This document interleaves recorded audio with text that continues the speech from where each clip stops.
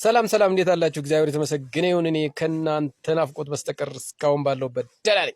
እናንተም ደህና እንድትሆኑ የዘወትር ጸሎቴ። በአሁኑ ሰዓት የብልጽግና የሚዲያ ሰራዊት በጣም የሚያንጫጫው ነገር አለ።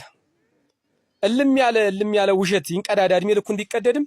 የዛሬው ደግሞ አንድያውን መሪ የለቀቀ ሆነ።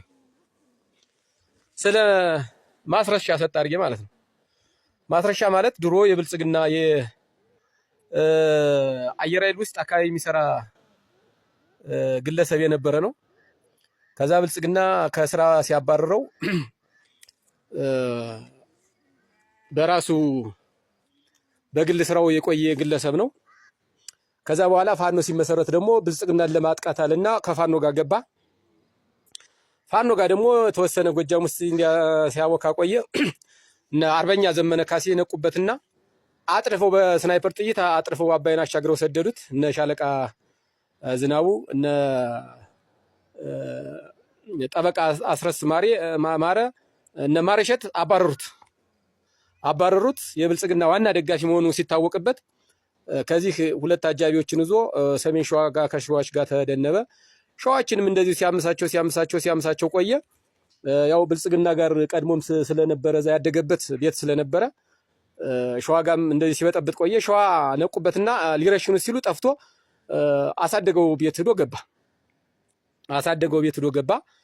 ያው አሁን እንደምንሰማው ከሆነ ብር ተከፍሎታል እና አንድ አብሮት ሁለት አጃቢዎች አብረው ገብተዋል። አሁን ብልጽግና በጣም የሚያሟሙቀው ነገር አለ። እሱ ምን መሰላችሁ? ማስረሻ ሰጥ አድርጌ የአፋድን ወክሎ አማራ ፋኖን ወክሎ ስምምነት ተፈጠረ የሚባል ነገር አለ። የሚገርም ነው። በጣም የሚገርም ነው። እንደው የኢትዮጵያ ሕዝብ አያስብም አያይም አያነብም ከሆነ አንድ ነገር ነው። ምድረ ደናቁራን በእናንተ ቤት አሁን የህዝቡ በቃ ስለማስረሻ ሰጥ አድርጌ አሁናዊ ሁኔታ ምን እንደሆነ አያውቅም። የማንታውቁ እናንተ ናችሁ እንጂ ማስረሻ ሰጥ አድርጌን አፋድ አልፈልግም ብሎ ጆሮ ጥለውን ብሎ አባሮ ሰዱታል።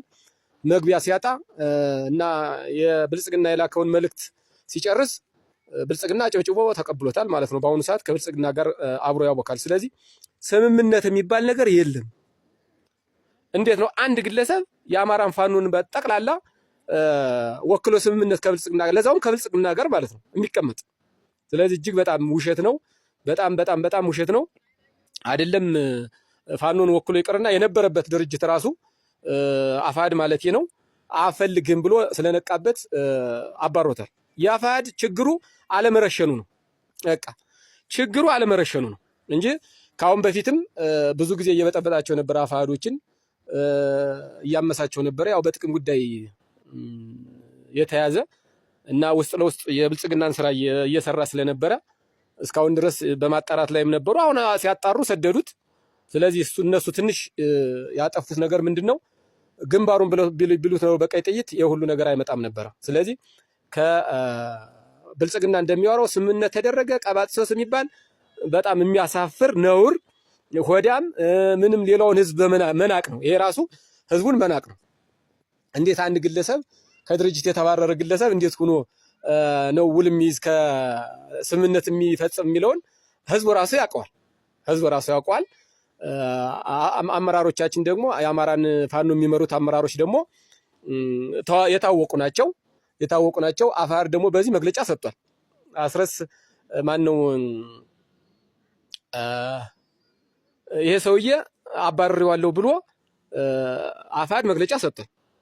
ስለዚህ ዝም ብለህ አታውካ። አንድ የብልጽግና የሚዲያ ሰራዊት የተቆረሰልን ዳቦና ችንኩርማን እንጀራ ለመብላት ብለህ ዝም ብለህ ያልሆነ ነገር አድርገህ ህዝብ አታደናግር።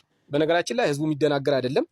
ከናንተ በጣም የሚያውቅ ታዋቂ ህዝብ ያለበት ሀገር ነው። እንደናንተ ዶማ አይደለም። እንደናንተ ሾርት ሜሞሪ አይደለም። ያውቃል፣ ያስባል፣ ሰምቷል። ድርጅቱም እሱ የነበረበት ድርጅትም ማስረሻ ሰጥ አድርጌ ከዛሬ ቀን ጀምሮ የድርጅቴ አባል አይደለም። እሱ የሚሰጠው ማንኛውም መግለጫ የድርጅትን ይወክል አይደለም። እኔም በወንጀል ፈልገዋለሁ ብሎ ጠፍቶን ሄደ። ቢያገኘው አፋዳውን ይረሽነዋል አይደለም በሱ ስምምነት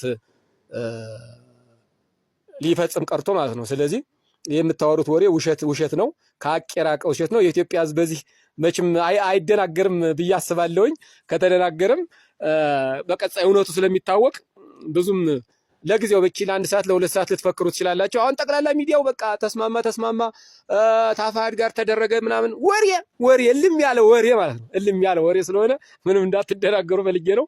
ነገ ደግሞ ሌላ ስለሚመጣ ነገ ደግሞ ወይ አስገድደ ነው ይሏቸዋል ወይ ደግሞ ሌላ ምክንያት ይሰጡታል። ነገ ከነገ ወዲያ ሰውየው አገር ውስጥ አይቀመጥም። በነገራችን ላይ ውል ገብቶ ሲሄድም ከዚህ ቪዛ እንዲሰራለት እና የወጣበትን ደግሞ ብር እንዲከፈለው ከነሬድዋን ሁሴን ጋር ውል ገብቶን ሄደ። ምናልባት ያን ይሰጡታል ወይስ ይረሽኑታል የሚለውን ደግሞ በቀጣይ እናያለን። ዞሮ ዞሮ ግን ከአማራ ፋኖ ጋር ምንም የሚያያዝ ነገር ስለሌለው በዚህ መደናገር የለብህም። የልቅስ የኢትዮጵያ ወጣት የአማራ ህዝብ በተለይ የአማራ ወጣት ውስጥ ያለ ውጣና ታገዝም። ይሄን ቀዳዳ መንግስት ፈሱን አስፈጀው። ይሄን ለማለት ፈልጌ ነው። አመሰግናለሁ።